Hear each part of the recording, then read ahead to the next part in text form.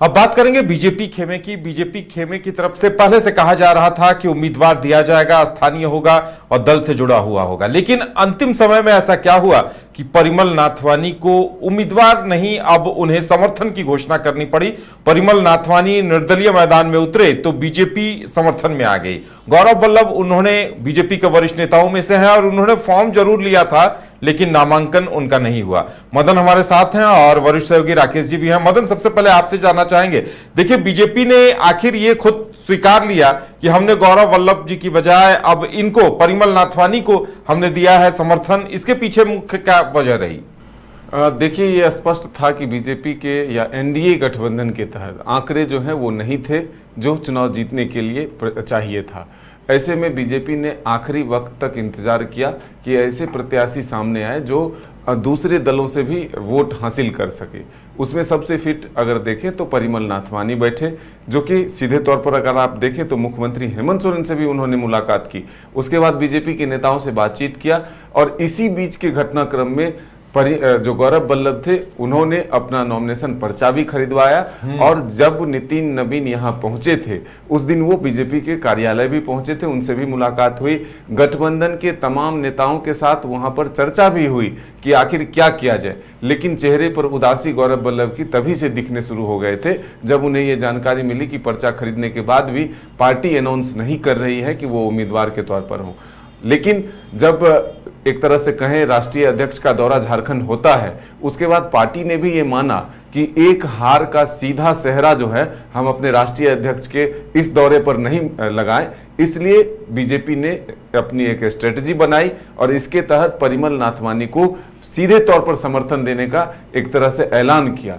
हालांकि उसमें थोड़ी देरी हुई, आज सुबह सब कुछ साफ हुआ। हालांकि कल शाम से ही हम लोगों ने चलाया था कि प्रस्तावक के तौर पर सरयू राय और तमाम कौन कौन लोग उसमें शामिल हुए थे, लेकिन आज खुलकर बीजेपी के विधायक उनके साथ प्रस्तावक के तौर पर विधानसभा तक पहुंचे और निकलकर गठबंधन के जितने भी विधायक थे, चाहे वो सरयू राय हो या फिर जनार्दन पासवान हो या अन्य जो गठबंधन के विधायक हैं, उन्होंने सीधे तौर पर कहा कि हमारा वोट जो है वो परिमल नाथवानी को जाएगा। यानी कि 24 वोट जो हैं वो सीधे तौर पर परिमल नाथवानी को मिल चुके हैं। अब सिर्फ चार वोट के जुगाड़ करने हैं।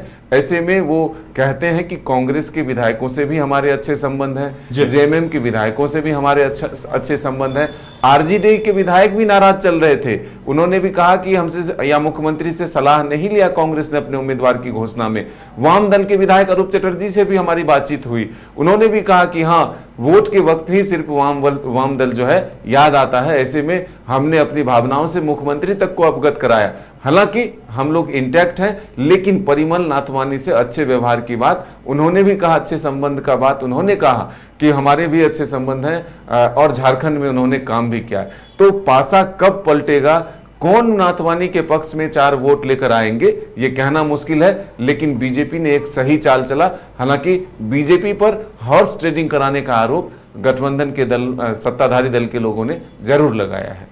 बिल्कुल राकेश जी, देखिए कहा यही जा सकता है कि बीजेपी ने बड़ा फूंक फूंक के ये रास्ता निकाला कि भाई हमारे 24 उम्मीदवार होते तो ऐसे में सीधे सीधे और आरोप लगता।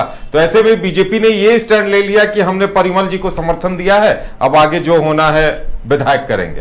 देखिए, स्टैंड बीजेपी का बहुत क्लियर है जी। बीजेपी ने ये बात मानी कि उनके पास पर्याप्त वोट जो 28 विधायकों का चाहिए था वो उसके पास नहीं है। साफ गोई से इस बात को झारखंड बीजेपी के नेताओं ने स्वीकार किया। बाबूलाल मरांडी ने भी ये बातें कही, लेकिन उन्होंने ये संदेश भी दिया कि ठीक है, हमारे पास उतने वोट नहीं हैं, तो इसका मतलब सामने सत्ता पक्ष ये न सोचे कि हम मैदान छोड़ देंगे, हम प्रत्याशी नहीं देंगे, लेकिन आपको वॉकओवर नहीं देंगे।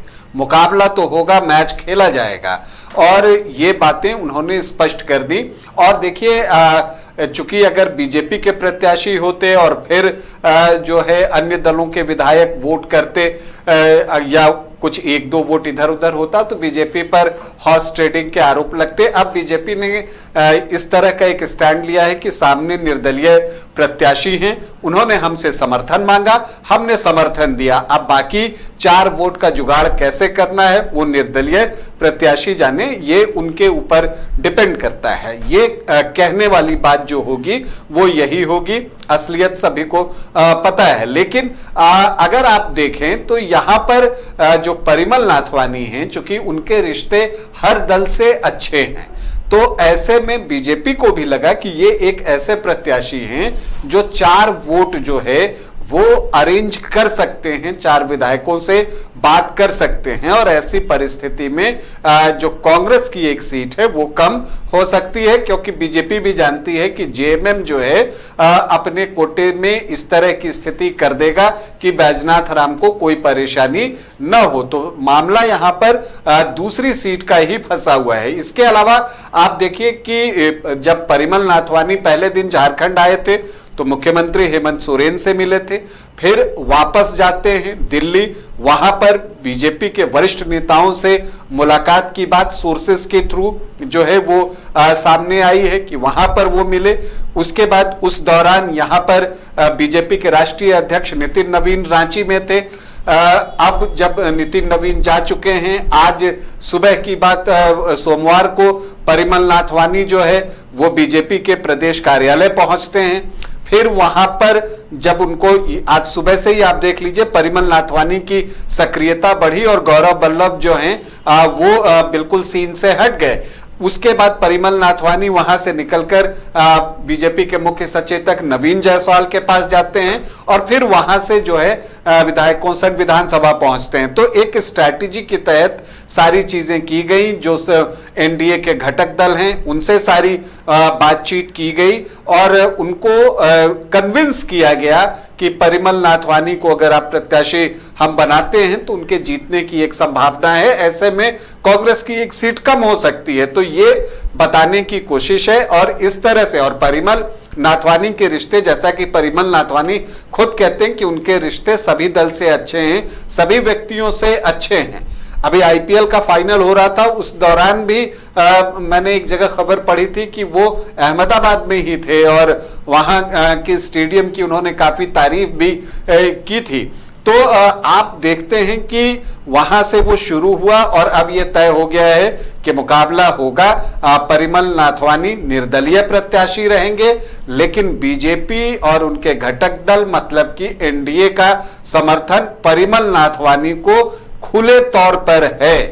अब जो खुले तौर पर नहीं है, क्या उसमें से कुछ वोट जो है वो परिमल नाथवानी की तरफ आता है?